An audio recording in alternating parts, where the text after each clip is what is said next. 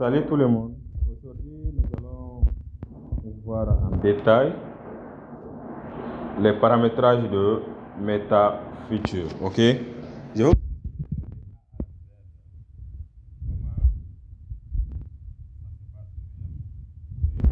Donc, je vais vous envoyer étape par étape chaque niveau pour que vous puissiez mieux comprendre. Parce que j'ai constaté qu'il y a beaucoup d'ambiguïté, il y a beaucoup de choses que les gens n'ont pas compris jusqu'à présent par rapport à l'importance de MetaFuture. Ok? Ok. Donc ici, vous voyez. Pardon. Donc ici, vous voyez, je peux régler sur l'achat seulement. Ok.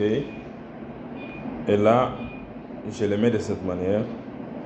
Ou bien, je mets pour le 2. Ok. C'est-à-dire les paramétrages que je vais mettre, c'est valable pour les deux options. Et donc vous voyez ici, je commence par le levier ici. Je commence par le levier, c'est à 10. Donc vous pouvez réduire le levier à 5 ou bien donc selon votre niveau d'aptitude. Ok. Voilà, les my cost, ça c'est le first buy amount, le premier montant qui va être payé. Le levier que vous allez choisir, ce sera le montant first buy amount là sera multiplié par ces leviers là. Ok. Donc après ça, ici vous voyez nombre de cycles. C'est-à-dire que je veux que ça soit cyclé sur la même crypto-monnaie. C'est-à-dire ça, par exemple, quand ça quitte cette trade, ça prend une autre trade sur cette crypto-monnaie, etc., etc. Ok. Voilà. Donc là, je peux mettre 4. Ok, je mets 4. Donc, ici, ça c'est le nombre, les cycles. Ok. Par exemple, lorsque ça a commencé un trade et que ça fait... ce n'est pas parti dans sa faveur, donc c'est arrivé au stop loss, ça a arrêté. Et donc là, ça va prendre un nouveau trade maintenant dans le sens contraire. Ok, donc là, c'est ce que ça va faire. Et donc, là, si c'est la même tendance est toujours favorable, ça va continuer à le faire dans la même direction en continuant. Ok, donc ça, c'est au niveau des cycles, c'est très important. Ok, c'est-à-dire sur la même crypto-monnaie. Donc, trade, start, callback, ça c'est... Bon, tout le monde sait ça parce qu'on a vu ça dans Royal Q. Ok, donc ça veut dire il faut que la crypto-monnaie là chute de 0,2% pour que le robot puisse prendre le trade. Trade, reject, callback. Donc ça c'est un pourcentage auquel, lorsque ça atteint ça seulement, donc là le robot va rejeter directement l'appel, c'est-à-dire va rejeter, ça ne va plus prendre ce trade là.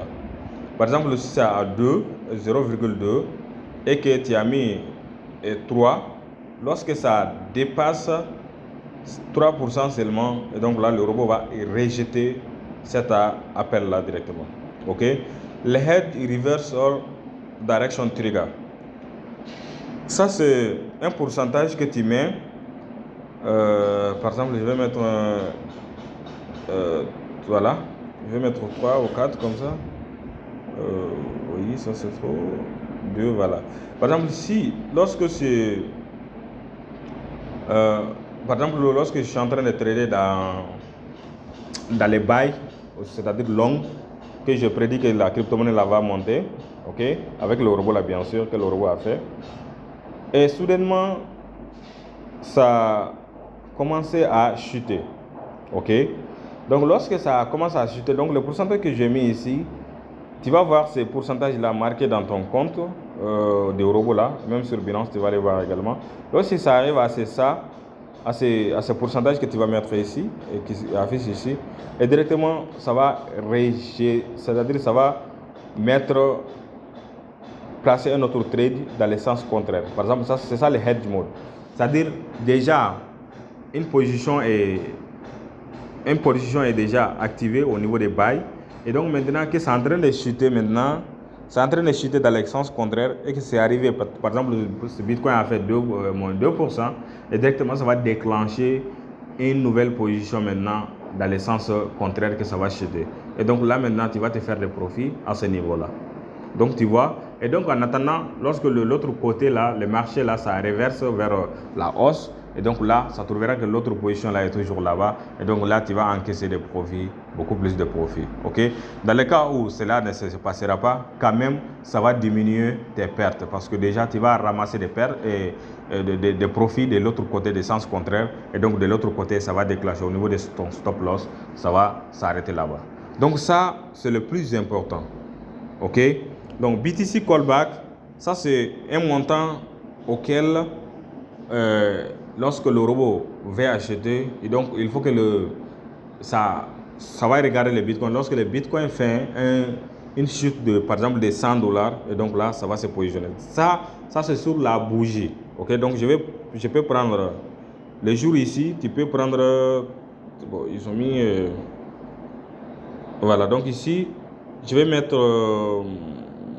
bon, 30 minutes ou 15 minutes, hein, ok, tu peux mettre 30 minutes, ou bien si tu veux, tu mets 15 minutes, ok, tu mets 15 minutes, ok, voilà, pour ne pas attendre trop longtemps. Si tu veux aussi, tu peux mettre même 5 minutes, hein.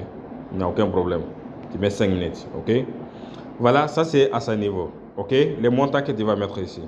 Donc, pour les paramétrages, l'autre paramétrage qui est le stop loss, donc le stop loss quand même, comme tout le monde le sait, ça se déclenche après tous les margin calls.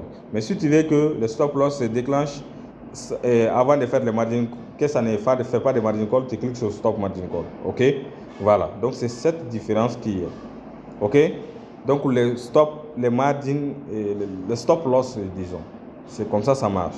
Donc là je mets en auto. Ok, je mets en auto, donc pour que je puisse avoir accès aux autres options là encore. Donc ici, vous allez voir les trailing loss, les trailing stop loss. Ça, c'est le plus important. C'est l'une des parties que j'aime la plus sur ces robots-là. Alors que si tu fais des trading manuels sur Binance, c'est toi-même qui es obligé de faire ça, tout comme ça. Bon, c'est trop fatigant. Mais avec le robot, il suffit seulement de mettre des pourcentages standards comme ça et tu vas voir que ça va faire des magies. Ça va te donner vraiment un travail fantastique. Ok, magie, ça c'est un terme, sinon il n'y a pas de magie. Donc ici je vais mettre 2%. Voilà, donc par exemple lorsque je suis en train de par exemple j'ai visé à ce que je vais prendre profit lorsque le Bitcoin est à 40 000 $, ok, et que le Bitcoin est à 39 000 $, ok. Pardon, bon, prenons l'exemple ici, par exemple, j'ai dit que je vais prendre le profit lorsque Bitcoin atteint 42 000 $ et que Bitcoin actuellement est à 38 000 $, quelque comme ça. Au bout de quelques heures ou quelques minutes, ça a commencé à monter. Et donc, mais ça n'a pas atteint 42 000 là que j'ai mis comme take profit. Ok? Donc là, au lieu de laisser ça, parce que ça a déjà dépassé 40 000, et donc c'est parti jusqu'à 41 000 comme 200 ou comme ça, ok, ça dépend du pourcentage que tu vas mettre. Et donc là, au lieu que ça laisse ces profits là, on ne sait jamais si le marché va chuter avec cette manière, et donc là le robot va prendre profit au niveau de 41 000 $ lorsque ça commence à chuter. Par exemple, c'est parti jusqu'à 41 900, ok, ça c'est un exemple. Et ça a commencé à chuter comme ça. Donc là, directement avec les trailing stop loss, ça va arrêter à un niveau, par exemple, à 41 200 pour prendre ce profil-là, pour ne pas sortir perdant sur le marché. Pas perdant, mais pour ne pas sortir sur le marché comme ça, sans faire de profit. Donc ça, c'est les trailing stop loss. Ça se fixe automatiquement. C'est-à-dire, lorsque toi, tu les mets ici, et donc, au fur et à mesure que la crypto est en train de monter, les trailing stop loss là aussi s'augmentent en fonction des pourcentages que tu as mis. Ok, il faut noter, ça c'est même les experts traders, beaucoup de gens ne savent pas utiliser les trading stop loss. Je vous l'ai dit clairement. Ok, donc après ça, il y a les margin call, donc tout le monde sait ça déjà. buy in callback, bon, ça c'est des choses vraiment qui sont compréhensibles. Ce sont des choses qui vraiment faciles à comprendre, hein, ok.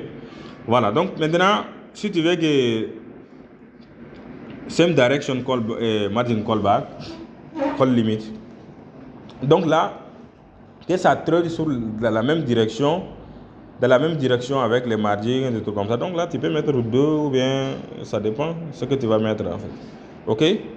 Voilà, donc ça c'est les réglages que je viens de vous montrer comme ça.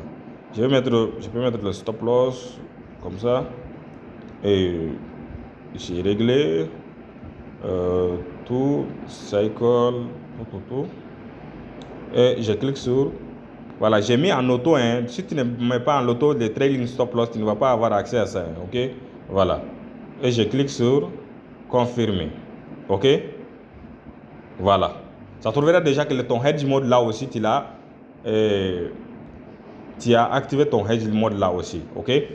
Ça trouve que tu as activé ton hedge mode et ton safe mode, ok. Voilà, donc c'est ça. Les hedge mode ça doit être activé aussi dans Binance, hein, bien sûr, il faut noter ça. Ok, donc ça c'était tout pour vous expliquer vraiment la beauté de ces business. Ok, voilà, il faut bien noter, il n'y a aucune chose sans risque. Ok, donc c'est le future trading, peu importe avec les niveaux d'analyse, la capacité, la performance du robot, il faut toujours partir avec précaution et de ne pas engager tout son capital dans un seul trade. Ok, voilà, c'était ça, c'était votre leader, Lakami Doucouré. Si vous avez vraiment aimé la vidéo, et partagez la vidéo avec vos fioles, avec votre entourage, et puis likez la vidéo. Ensuite, abonnez-vous sur la chaîne. Il y a beaucoup de surprises à venir, des formations et des coachings que je fais sur ma chaîne. Merci beaucoup.